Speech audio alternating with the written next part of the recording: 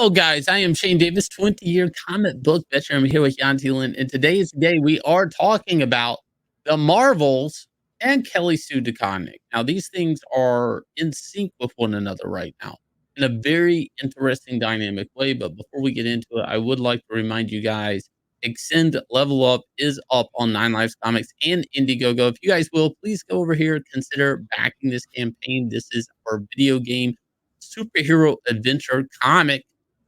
Tron meets Spider-Man. If you guys will, check this out. Now, before we get into it, we do need to share a message from Kelly Sue, from her to you. If it's problematic, if it's upsetting to your delicate constitution, and if you don't like my politics, don't buy my book. Problem solved. You don't like my Twitter feed? Unfollow me. Magic.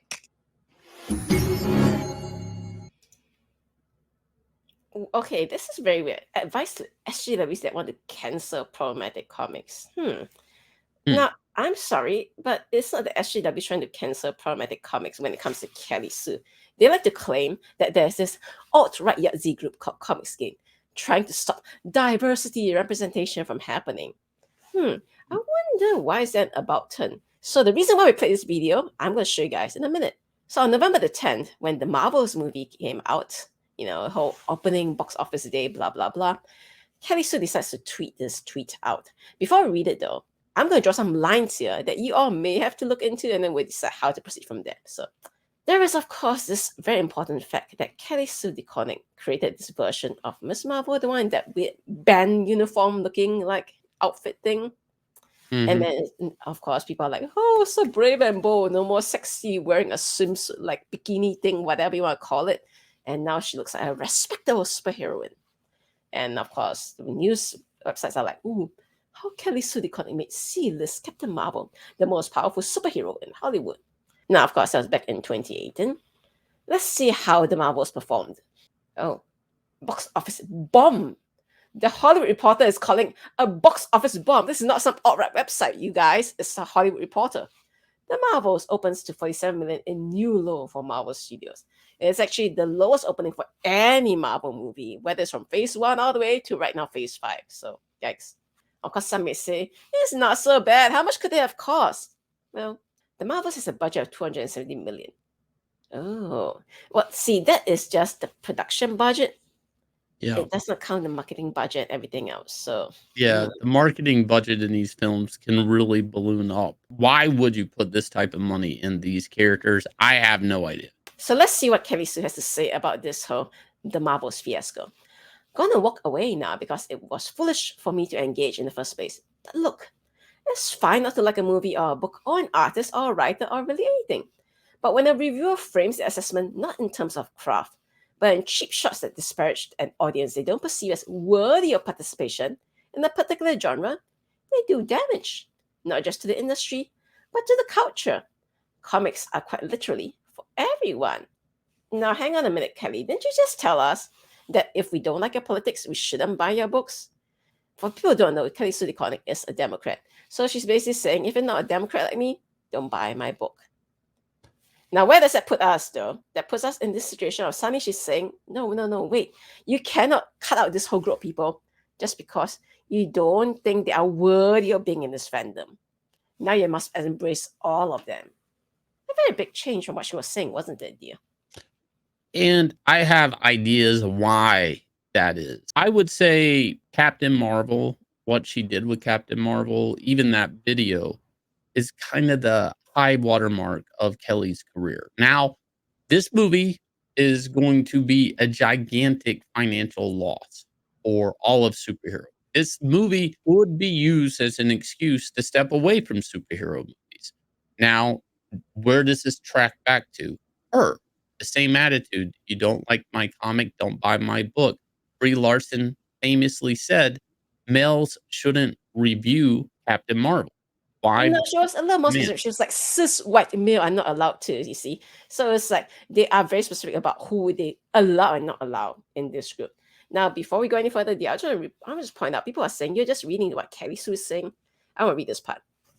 They reinforce ideas about who is allowed to like what, and that some groups are so low status anything that's perceived to be appealing to them can have no crossover appeal and must be low quality. And this is the thing, like when you're trying to build a superhero movie or a superhero comic, you want to sell it to as many people as possible. You shouldn't alienate one demographic whatsoever.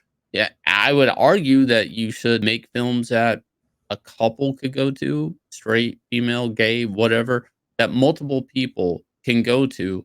And this movie, from everything I've seen about it, I have not watched it. I could watch a free version of it now. I'm not that type of guy. I'm not gonna pay money for it. Why? Because if you don't like my politics, don't buy my books. When it's favorable, like I said before, the time is to shed your skin like a reptile and pretend you're different. That's not true. What you said at the beginning holds true now. Like, and we're actually seeing it on paper. People don't like the politics. People don't like, can I say it, toxic femininity? Like, it's a thing. It's there. It's like you guys went out there with toxic masculinity. We have to woman this up. Women like superheroes. No, women like looking at Chris Hemsworth with his shirt off. People liked looking at Captain America and Bucky. It's so weird to then make a movie that nobody watched. Nobody watched WandaVision really, and then just try to think and put more money into this thing, thinking like, we're gonna supercharge this for the womans. We're gonna have a cat scene. We're gonna have a dance scene in this, a musical scene, and all the women are gonna love this. It's like, you don't understand your audience. You really don't. I think it just boils down to the fact that they think if they continue playing that whole, if you guys don't like it, you must be a bigot thing, and they think that line continues to work these days. Well, guys, I'm afraid that Hollywood is not the only source of entertainment. Comic books is not the only source of entertainment. You're all fighting for everybody's limited free time to be entertained. And they can always go to video games. They can go to Mario, the movie. I mean, why come to the Marvels?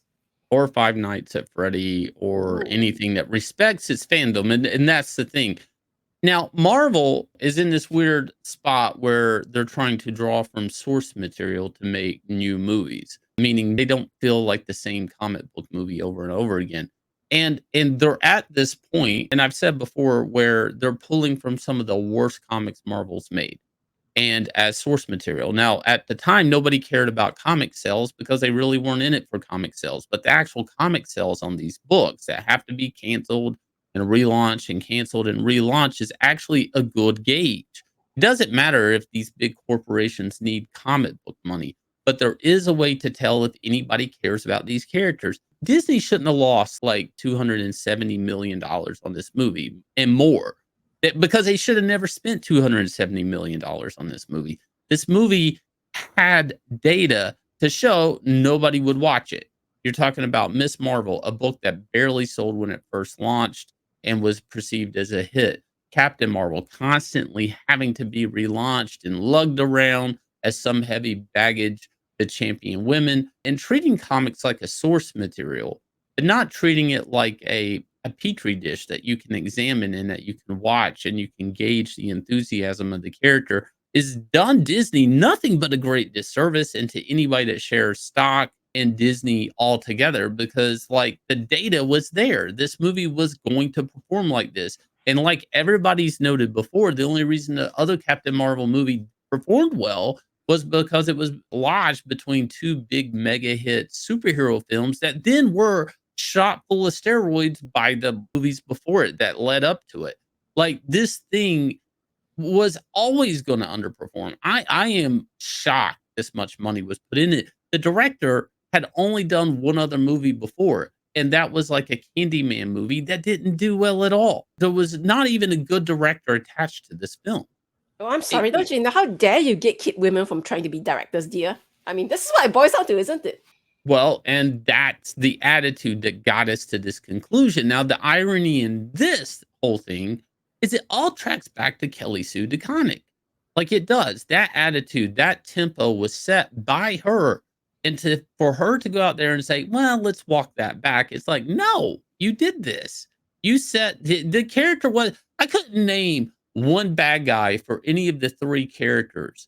Like, what is their great arch villain? What is that great moment that they did in comics? No, there is not. It was always an attitude. They were always selling the attitude. You don't like my politics?